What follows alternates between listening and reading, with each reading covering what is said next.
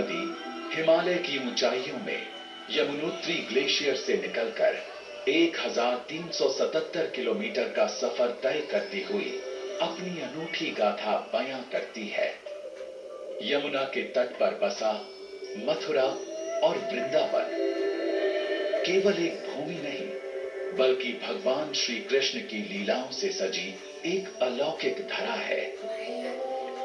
यहाँ के कदम्ब के पेड़, यमुना की लहरों से छलकती पवित्रता और तटों पर गूंजती राधा कृष्ण की महिमा, सब कुछ मानो भगवान की अनुपम लीलाओं का सजीव चित्रण है। कहते हैं, जब श्री कृष्ण ने कालिया नाग को वश में कर उसे मथुरा से निकाला था, तब उन्होंने यमुना के जल को पवित्र कर उसे मोक्षदायिनी बना दिया। यमुना आज भी उन दिव्य पलों की साक्षी है, जहां यमुना की लहरों में इतिहास की गूंज है, वहीं सरस्वती की धाराओं में ज्ञान और संस्कृति की अनमोल विरासत समाई है। ऋग्वेद में सरस्वती नदी का उल्लेख 60 बार मिलता है और इसे जीवन देने वाली नदी के रूप में दर्शाया गया है। इसी नदी के किनारे महाभारत का युद्ध लड़ा गया था। हालांकि आज इस नदी का नामो निशान नहीं है, लेकिन लोगों का मानना है कि ये नदी अब भी गुप्त तरीके से बहती है। ये भी कहा जाता है कि प्रयागराज में संगम पर सरस्वती अदृश्य रूप में मिलती हैं।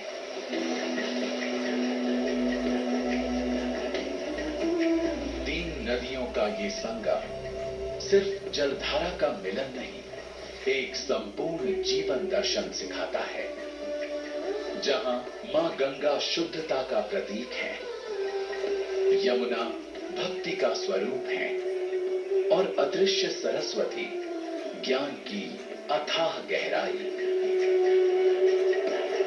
संगम का तीन पवित्र नदियों का संगम है, गंगा यमुना सरस्वती।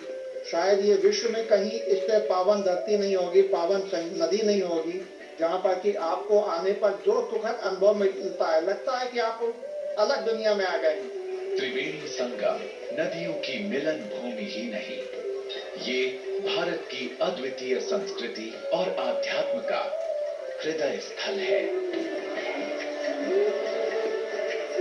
यहाँ का हर कण, हर बूंद मोक्ष की कहानी कहते हैं। ये भूमि दिव्य ऊर्जा से भरपूर है, जहां प्रकृति का हर अंग ईश्वर की उपस्थिति का अनुभव कराता है। सूरज की पहली किरण जब पानी की सतह पर पड़ती है, तो ऐसा लगता है मानो सोने के आभूषण झिलमिला रहे हों। हवा में मंत्रोच्चारण की गूंज, घंटियों की मधुर आवाज और भजन कीर्तन की लय पूरे ब्रह्मांड को एक अनोखे संगीत में बांध देती है। ये वो जगह है जहां आत्मा अपने भीतर के तूफान को शांत करती है।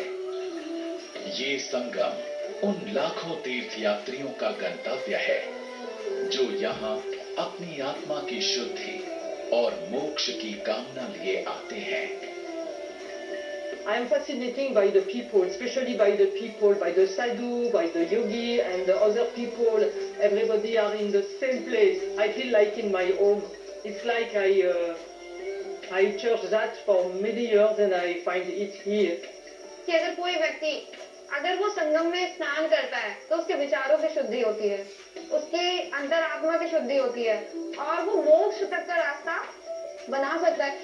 त्रिवेणी में भी जब हमने स्नान किया है तो एक आध्यात्मिक की अलग ही अनुभूति हमें प्राप्त हुई है। स्पिरिचुअलिटी जिसकी बात करते हैं, वो अगर आपको महसूस करना है तो आप त्रिवेणी संगम में स्नान जरूर करिए। यहाँ हर प्रार्थना, जल में लगाई हर एक डुबकी पापों को धोकर आत्मा को एक नई दिशा देती है। संगम सिर्फ तीन नदियों का संगम नहीं, ये दृश्यमान और अदृश्य शक्तियों का वो मिलन स्थल है, जहां विश्वास हर सीमा को पार कर जाता है। त्रिवेणी संगम वो स्थान है जहां आस्था और दिव्यता अपने चरम पर पहुंचती हैं, जहां हर डुबकी अपने आप में एक नई शुरुआत है, जहां हर प्रार्थना परमात्मा से एक संवाद है। ये स्थान नहीं, सजीव धरोहर है। ये हमारी आत्मा का शाश्वत संगम है।